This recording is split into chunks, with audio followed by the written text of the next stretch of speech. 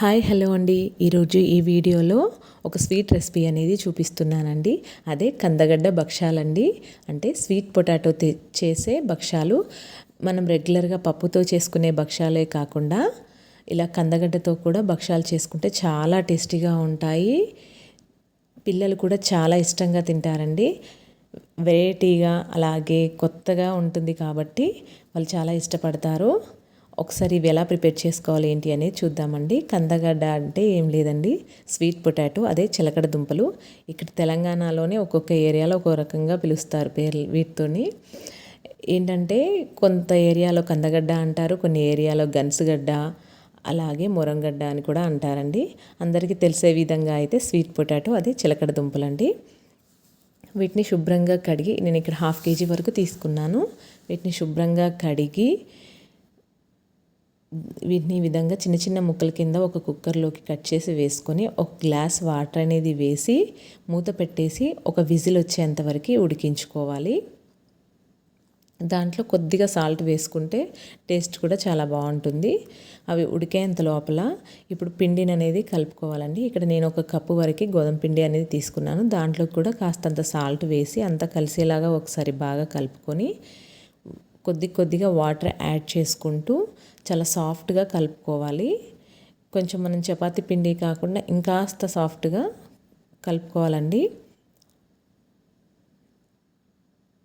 ఈ విధంగా ఇక్కడ ఈ వీడియోలో చూపించినట్టుగా ఈ విధంగా మొత్తం సాఫ్ట్గా కలుపుకున్నాక 1 స్పూన్ వరకు ఆయిల్ అనేది వేసి ఆయిల్ అంతా కూడా కలిసేంత వరకు కలుపుకోవాలి. ఈ ఆయిల్ వేయడం వల్ల మనకు భక్షాలు చేసేటప్పుడు ఈజీగా ఉంటుంది. ఇలా గోధుమ పిండితో కాకుండా చాలా వరకు మైదా పిండితో చేస్తారండి. అదంత హెల్దీ కాదు కాబట్టి ఈ విధంగా నేను గోధుమ పిండితోనే చేసి చూపిస్తున్నాను. ఈ విధంగా అంతా ఒకసారి బాగా కలుపుకొని మూత పెట్టేసి పక్కకు పెట్టుకోవాలి. ఇప్పుడు ఒక విజిల్ వచ్చిన వాటిని ఆఫ్ చేసుకొని కరెక్ట్గా 1 విజిల్ మాత్రమే వచ్చేలా చూసుకోవాలండి. వాటిలో ఉన్న నీరంతా వంపేసి పూర్తిగా చల్లారనివ్వాలి. వాటిని పూర్తిగా చల్లారినాక మాత్రమే ఈ ప్రాసెస్ అంతా చేసుకోవాలి. వాటిపైన ఉన్న తొక్కంతా తీసేసి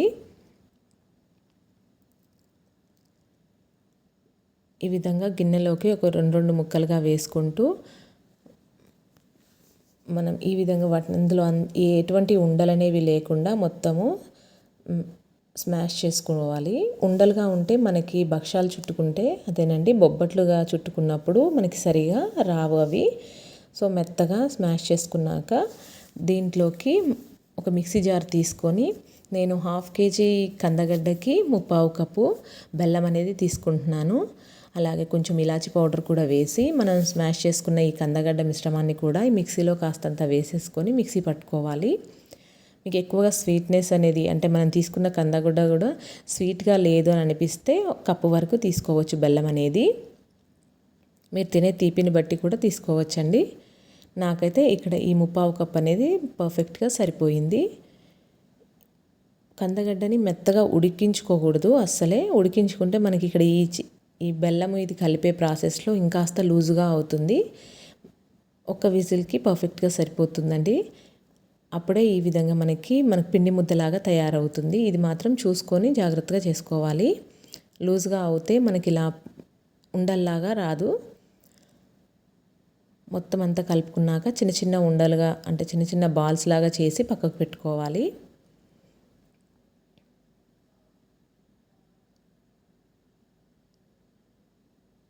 ఇలా బాల్స్ లాగా చేసుకున్న తర్వాత మనం చపాతీ ముద్దను కూడా ఒకసారి అంతా బాగా కలుపుకొని తీసుకోవాలి.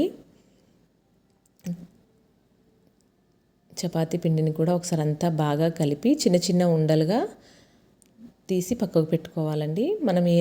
మనం కందగడ్డని ఎంతైతే సైజ్ చేసుకున్నామో బాల్స్ ఇది కూడా అంతే సైజులో చేసి తీసుకోవాలి.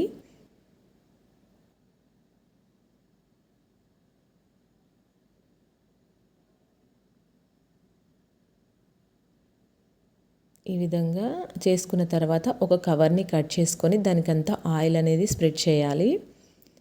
ఆయిల్ అంతా స్ప్రెడ్ చేసిన తర్వాత ఒక చపాతీ ముద్దను తీసుకొని ఈ విధంగా కొంచెం చపాతీ లాగా ఒత్తుకొని మధ్యలో ఈ కందగడ్డ స్టఫింగ్ అనేది పెట్టి మొత్తం క్లోజ్ చేయాలండి. మనకి లూజ్గా లేదు కాబట్టి బయటికి చీలకుండా ఈజీగా వస్తుంది. అదంతా ఉండలాగా చుట్టుకొని కవర్ పైన పెట్టి పైన కవర్ని కూడా కప్పేసి ఈ విధంగా మనం రౌండ్ షేప్లోకి మొత్తం స్ప్రెడ్ చేసుకోవాలి. ఆయిల్తో అప్లై చేస్తున్నాం కాబట్టి ఈజీగా స్ప్రెడ్ అవుతుందండి. మనం ఇక్కడ చేసుకోవాల్సింది ఏంటంటే ఈ కందగడ్డ మరీ లూజ్గా చేసుకోకుండా అలాగే చపాతీ పిండిని కూడా పర్ఫెక్ట్గా కలుపుకోవాలి. అప్పుడే భక్షాలు అనేవి చాలా బాగా వస్తాయి. స్టవ్ పైన ఒక పెనం పెట్టుకొని ఆ పెనం బాగా కాలిన తర్వాత నెయ్యి అనేది వేసుకోవాలి. ఇవి నెయ్యితో కాల్చుకుంటే చాలా టేస్ట్గా ఉంటాయి.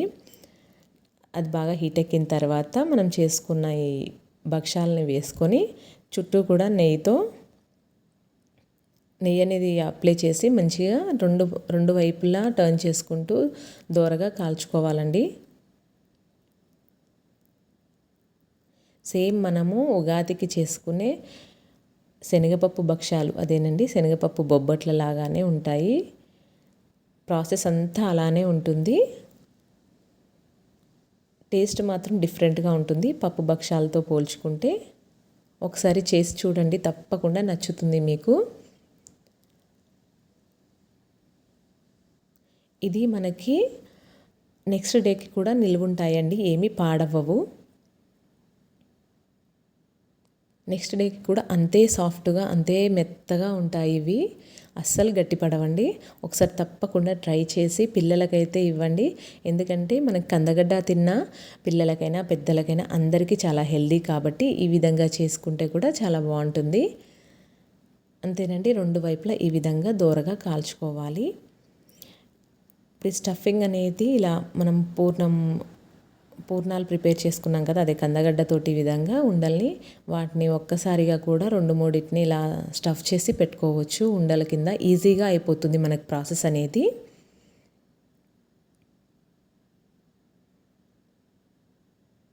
ఇలా రౌండ్గా బాల్స్ లాగా చేసి పక్కకు పెట్టుకోవచ్చండి. ఏ విధంగా కొంచెం ఆయిల్ మనం పెద్ద సైజులో చేసుకున్న ఇంకాస్త పల్చగా కూడా భక్షాలు చేసుకోవచ్చు. నేను కాస్త మందంగానే చేశాను. మొత్తం ఇలా చపాతీలు ఎంత పల్చగా ఉంటాయో ఆ రకంగా కూడా పల్చగా ఒత్తుకోవచ్చండి. అది కూడా నేను చూపిస్తున్నాను ఈ వీడియోలో. ఇలా కవర్తోనైతేనే చాలా ఈజీగా వస్తాయి. చాలా అంటే చాలా పల్చగా కూడా చేసుకోవచ్చు. అలా చేసుకున్నా కూడా ఏమాత్రం గట్టి పడకుండా మెత్తగా చాలా సాఫ్ట్గా ఉంటాయి ఇవి. నెక్స్ట్ డేకి కూడా అంతే సాఫ్ట్గా కనిపిస్తాయి. పిల్లలకైతే తప్పకుండా చేసి పెట్టాల్సిన స్వీట్ రెసిపీ అండి ఇది. ఈ విధంగా అన్ని బొబ్బట్లని కాల్చుకోవడమే. అంతేనండి, కందగడ్డతో చేసే స్వీట్ రెసిపీ అనేది రెడీ అయిపోయింది. మీకు కూడా తప్పకుండా నచ్చిందని నేను అనుకుంటున్నాను. నచ్చితే తప్పకుండా ట్రై చేసి ఎలా వచ్చింది ఏంటి అనేది నాకు కమెంట్ బాక్స్లో కమెంట్ చేయండి. అలానే నా ఛానల్ని లైక్ చేయండి, షేర్ చేయండి, సబ్స్క్రైబ్ చేయండి. Thank you for watching.